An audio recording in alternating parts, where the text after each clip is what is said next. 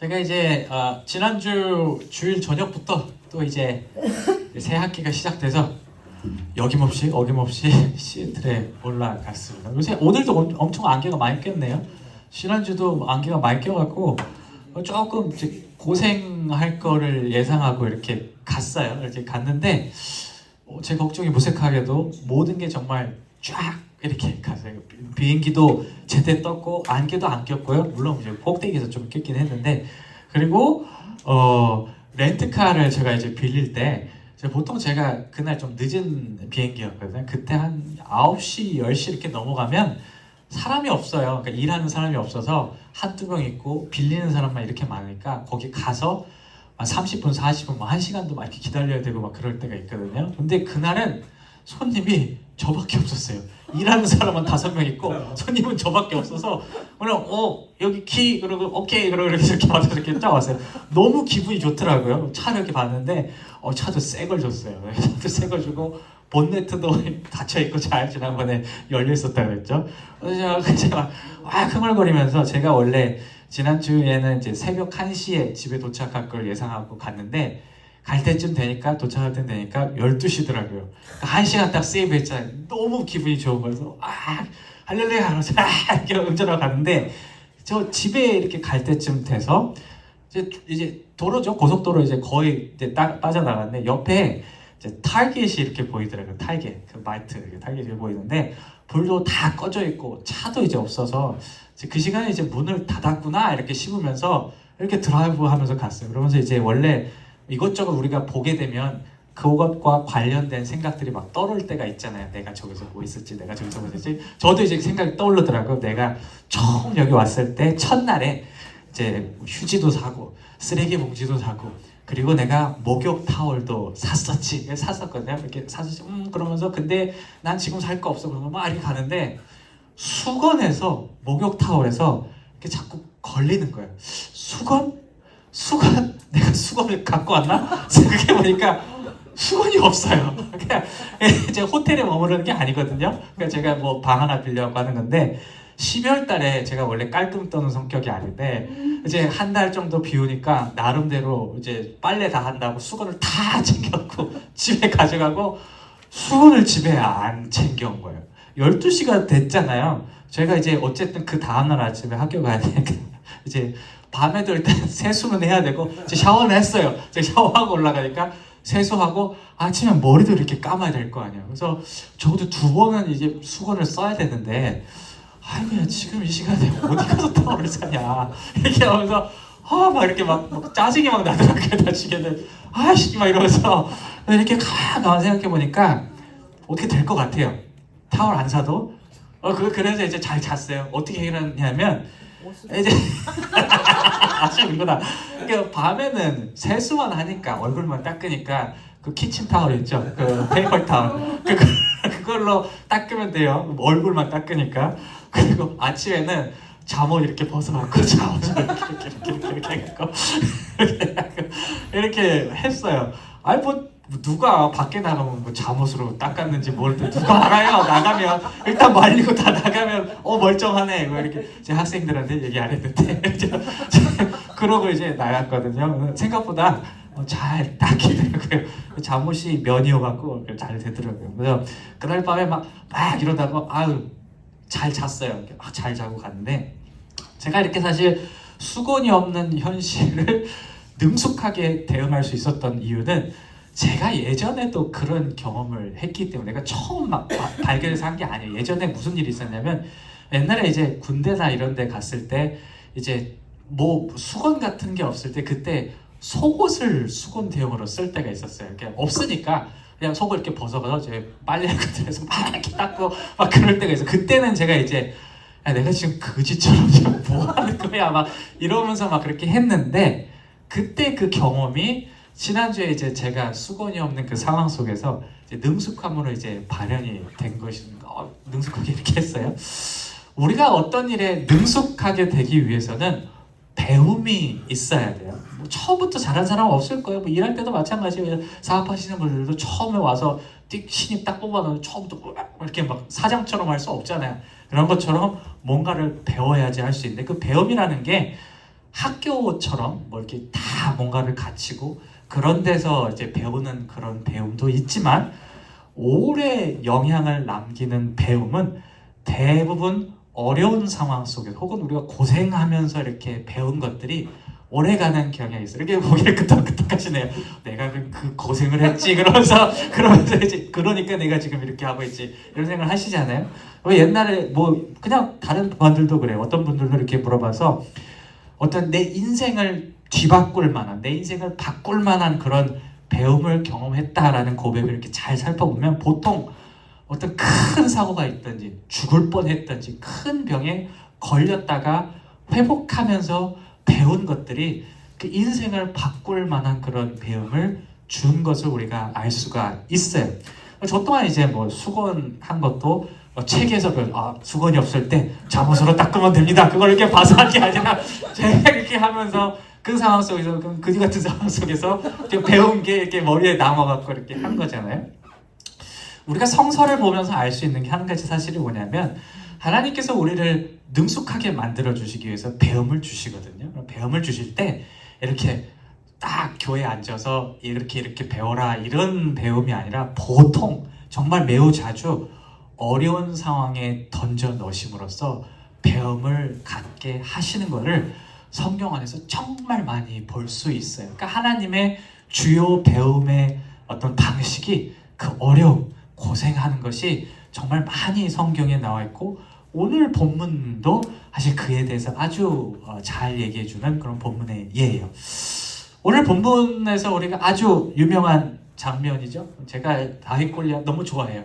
다윗의 골리앗 얘기 너무 웅장하기도 하고 정말 생각할 것이 많은데 다 아실 거예요. 저도 몇 차례 많이 얘기를 했는데, 이제 아주 키 작고 이제 좀 키는 작지 않았을 거예요. 등치가 작은 다윗이 이 거인인 골리앗하고 맞대결하는 그 순간을 오늘 본문에 이제 포착을 하고 있어. 전쟁에 나와서 맞서는 순간. 우리가 여기서 발견할 수 있는 두 가지 능숙함이 있어요. 다윗이 능숙하게 이렇게 대응한 게 있는데, 다윗이 첫 번째 능숙함은 뭐냐면 체급에 대한 능숙함이었어요. 제가 대학생 때 대전이에요. 대전역에서 이렇게 나오면서 한 역에서 한 2m는 넘어 보이는 운동선수를 이렇게 맞닥뜨린, 김 집사님 둘 합쳐놓은 것 같은 여기 그 등치에, 그러니까 2m가 된다는 것은 옆으로도 크다는 소리예요.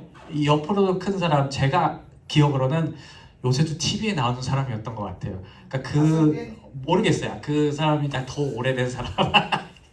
하여튼간 운동선수인 것 같고 씨름선수인 것 같고 그랬는데, 저는 몰랐어요. 잘 모르고 그냥 이렇게 이렇게 지나가다가 이렇게 틱 돌아보고 봤는데 웬 거인이 이렇게 서 있는 거예요. 근데 그 친구가 뭐 저를 막 때리려고 그런 것도 아니고 그런 것도 아닌데, 그 등치가 큰 사람 보니까 저도 모르게 이렇게 움찔 이렇게 하게 되더라고요. 뭐야 이러면서 이렇게 하게 되더라고요.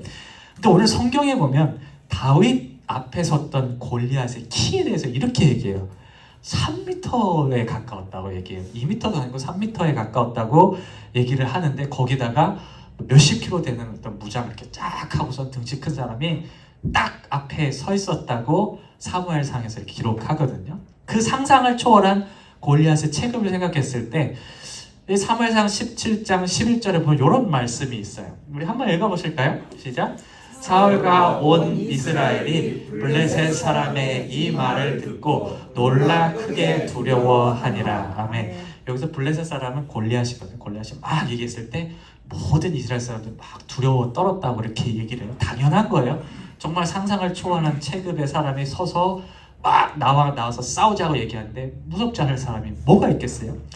그런데 말이죠, 다윗은 이 체급의 차이에 압도되지 않았습니다. 움츠러드는 것이 아니라 오히려 큰 소리로 자기 할 말 다 하고, 그리고 자신이 사용할 수 있는 무기인, 우리가 잘 알고 있는 돌팔매, 그거를 준비해서 그 체급의 차이를 능숙하게 대응하는 모습을 볼 수 있어요.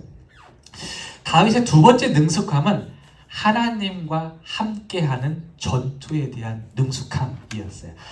여러분들, 우리가 구약 성경에서 다루는 이 전쟁, 특히 이스라엘의 전쟁을 제대로 이해하기 위해서 반드시 알아야 할 상황이 있는데, 바로 이스라엘의 진정한 왕이 누구인가에 대한 개념이에요. 오늘 본문에서는 사울이라고 아까 이렇게 나왔는데 사실 성경에서 얘기하고 있는 이스라엘의 진정한 왕은 사람이 아니라 하나님이에요. 이런 측면을 생각할 때 오늘 본문에서 가정하는 이스라엘의 그 전투는 사람이 하는 전투가 아니라 하나님이 하는 전투로 봐야 돼요. 여러분, 하나님을 머리로 두고 하는 전투의 양식은요, 사람이 해서는 되는 전투가 아니에요. 하나님께 의존하고 하나님께서 이끄시는 대로 가야지 승리하는 전투가 바로 이 전투의 핵심입니다. 여러분, 여리고성 기억하시죠? 여리고성 어떻게 무너졌어요? 사람들이 막 뭐 이렇게 대포 쏘고 그래서 넘어졌어요? 그렇죠? 뺑뺑 시키는 대로 하나님 시키는 대로 뺑뺑 이렇게 돌다가 한번 와 소리 지르니까 싹 무너져 내렸다고 얘기했죠. 바로 그거예요. 전쟁이라는 게, 이런 전쟁이라는 게 하나님 말씀 들었을 때 이기는 전쟁인데, 다른 이스라엘 사람들은 지금 다 몰랐어요. 왕도 모르고 다 모르는 반면에 다윗만은 이 전쟁이 어떻게 해야 이기는지에 대해서 명확히 알고 있었어요. 그 부분에 대해서 우리가 17장 45절에서 47절까지인데 제가 여기다 써놓은 이 부분 다시 한번 읽을까요? 시작! 다윗이 블레셋 사람에게 이르되 너는 칼과 창과 단창으로 내게 오거니와 하나님의 군대 여호와의 이름 곧 내가 모욕하는 이스라엘의 군대의 하나님의 이름으로 내가 가노라. 47절도 한번요. 또 여호와의 구원하심이 칼의 창에 있지 아니함을 이 무리로 알게 하리라. 전쟁은 여호와께 속한 것인즉 그가 너희를 우리에게 붙이시리라. 아멘. 그러니까 정확히 알고 있어요. 자기는 지금 이 칼과 단창에 의지하는 게 아니라 하나님 이름으로 나온다고 얘기하고 있잖아요. 그러면 이길 거야 라는 그런 전쟁의 성격을 다윗은 잘 알고 있어요. 능숙하게 대응한 것이죠. 오늘 발견할 수 있는 이 다윗의 능숙함은 이런 질문을 갖게 할 거예요. 그럼 도대체 이 다윗이 어떻게 해서 이런 능숙함에 도달하게 되었을까? 다윗은 말이죠, 자신이 양을 돌보던 들판에서 이 능숙함을 터득했어요. 기억하시지 모르겠어요. 다윗이 그런 고백을 했어요. 제가 들판에 있을 때 사자도 때려잡고 곰도 때려잡고 이랬다고 이제 얘기를 했어요. 그러니까 체급의 차이에 대해서 이미 능숙하게 된 거예요. 사자하고 곰보다 큰 사람이 어디 있어요? 작았겠죠. 근데 그 체급 큰 동물들을 때려잡은 그 경험을 통해서 큰 사람, 자기보다 큰 사람에 대해서 어떻게 대응할지 자기가 터득한 거예요. 또 하나의 터득한 게 뭐냐면 하나님께서 도와주시는 전투에서 알고 있었어요. 아무리 체급의 차이가 나도 하나님께 의존하고 하나님께서 해주시면 기적같이 이 사자와 곰을 잡을 수 있다는 것을 자기의 경험을 통해서 알았기 때문에 이 전쟁이라는 것이 내가 잘해서 되는 게 아니라 하나님께서 도와주셔야 되는구나 라는 것을 알았어요. 거기에 대해서 우리가 37절의 말씀에서 얘기하고 있는데 우리 37절 말씀 한번 읽어보실까요? 시작! 또 가로되 여호와께서 나를 사자의 발톱과 곰의 발톱에서 건져내셨음즉 나를 이 블레셋 사람의 손에서 건져내시는도다. 아멘. 이 중요한 점은 여기서 얘기하는 중요한 점이 뭐냐면 이 사자와 곰에 대해서 얘기를 할 때 단지 그 한 짐승만 이렇게 때려잡았다는 게 아니라 4번 이 상황이 반복됐다는 식으로 얘기하고 있어요. 우리가 히브리어를 이렇게 살펴보면 이 사자와 곰을 때려잡았다는 이 고백에서 조금만 설명할게요. 문법적 히브리어에 대해서 본적으로 정관사를 사용해요. 정관사라고 해서 the를 사용해요. a bear, 이제 lion 이렇게 쓴 게 아니라 the bear, the lion 이런 식으로. 무슨 얘기냐면 그 종류 전체를 얘기하고 마치 이 일들이 계속해서 반복되었던 것처럼 얘기해요. 한 번 그냥 사자 한 마리, 곰 한 마리 때려잡은 게 아니라 계속 있었대요. 몇 년 동안 계속 이런 사건이 있었고 나갈 때마다 내가 이거를 잡았노나라고 이런 식으로 얘기를 해요. 이 얘기가 얘기하는 어떤 중요한 내용 중에 하나가 뭐냐면 의미하는 게 뭐냐면 이 다윗의 능숙함을 위해서 하나님께 주셨던 이 어려움들, 사자곰 때려잡게 만들어진 이 어려움이 극복되어져야만 하는 것이고 실제로 극복될 수 있다고 하나님께서 여겼다는 사실이에요. 그렇지 않았으면 사랑하는 다윗 내놓지 않았겠죠. 근데 그 상황에서 내버려 두시고 힘을 주셔서 계속 그 사자와 곰들을 때려잡게 만드신 것들은 이 하나님이 어려움을 주신 그 의도만큼이나 극복하게 만드시는 것도 그 마음속에 의도 안에 들어와 있다는 것을 이 장면을 통해서 알 수 있는 거예요. 무슨 얘기냐면 하나님께서 어려움만 주시는 것이 아니라 어려움을 이겨낼 힘을 주시는 것도 똑같은 그런 마음으로 사람들에게 배움을 주실 때, 능숙함을 주실 때 그렇게 사용한다는 말씀이에요. 우리가 능숙함과 관련된 다윗의 이야기는 우리가 마주하는 어떤 어려움, 역경, 고난, 어떤 곤란한 상황에 대한 하나님의 중요한 이해에 대해 우리에게 제시를 해요. 먼저는 하나님이 때때로 우리 삶에 허락하시는 그 어려운 상황들이 우리를 고통받게 하기 위한 목적으로 둔 것이 아니라 능숙함에 이르게 하기 위한 것에 목적을 두고 있다는 사실이에요. 그러니까 이런 측면에 생각할 때 우리가 어떤 하나님 믿으면서 예수님 믿으면서 오는 그 어려움을 결과 어떤 그걸로 끝나는 걸로 생각하는 게 아니라 과정으로 이해해야 돼요. 우리가 커가는 과정 가운데 주시는 그 어떤 어려움으로 생각해야지 옳은 이해라고 우리가 볼 수가 있는 거죠. 또 하나는 뭐냐면 하나님은 우리가 능숙함으로 이르는 그 과정 가운데 단순히 이렇게 제3자로서 이렇게 멀리 떨어져서 어떻게 하나 보자, 고생하나 보자 이런 분이 절대 아니시라는 분이에요. 하나님의 목적은 결국 우리가 그거를 통과해서 능숙함을 성취하게 하시는 것이 목적이기 때문에 어려움에 지나갈 수 있는 힘도 제공하셔서 반드시 그 숫가를 극복하게 하시는 분이 하나님이세요. 마치 오늘 본문의 다윗처럼 그리고 이스라엘이 40년 동안 광야에서 왔다 갔다 할 때도 계속 보살피셨던 것처럼 어려움을 극복하게 하시는 것이 하나님의 의도라는 사실을 우리가 알아요. 여러분, 하나님은 말이죠. 우리 그런 스파르타식 교육이잖아요. 따라오지 못하면 발로 차버리고 이런 분이 아니에요. 하나님은 말이죠. 낙오하지는 못하는 사람을 버리시는 분이 아니라 끝까지 그 낙오자를 챙겨서 따라오게 만드시는 분. 필요할 때는 자기 손으로 먹을 것을 떠먹여 주시면서 그 어려움을 통과하시게 하시는 분이 하나님이세요. 여러분, 그런 말씀도 있지 않습니까?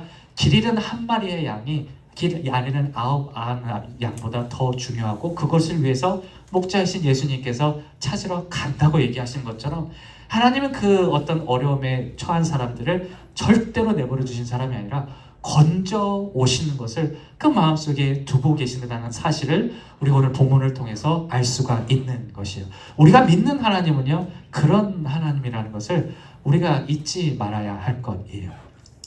제가 지난주하고 이번 주 말씀 이렇게 준비하면서 1월달, 지금 1월이죠. 두 번째 주죠. 1월달은 2026년을 계획하는 달로 삼았으면 좋겠다라고 생각했어요. 그리고 개인적으로 오늘 나눈 말씀이 우리 믿음이 1년 동안 계속 이렇게 유지되고 올라갈 수 있도록 만들게 되는 것이라고 생각을 했어요. 왜냐하면 우리가 그럴 때 있잖아요. 마음이 너무 아파서 힘들어서 내려왔다가 올라왔다 이런 믿음이 아니라 쭉 갈 수 있게 어떻게 가능하냐면 첫 번째로는 좋은 일이 있을 때는 하나님의 은혜라고 생각하는 거예요. 감사하다라고 생각할 수 있는 거고 어려운 일이 있을 때는 이게 어려우니 하나님이 나를 괴롭히려고 주는 게 아니라 능숙함으로 이끄시기 위해서 주신 것이고 반드시 그렇기 때문에 그 과정 가운데서 건져내실 도움을 베푸신다는 생각으로 마주할 때 그 어려움을 단순히 어려움으로 여기지 않고 믿음으로 어려움을 대응할 수 있을 거예요. 그러니까 좋은 일이건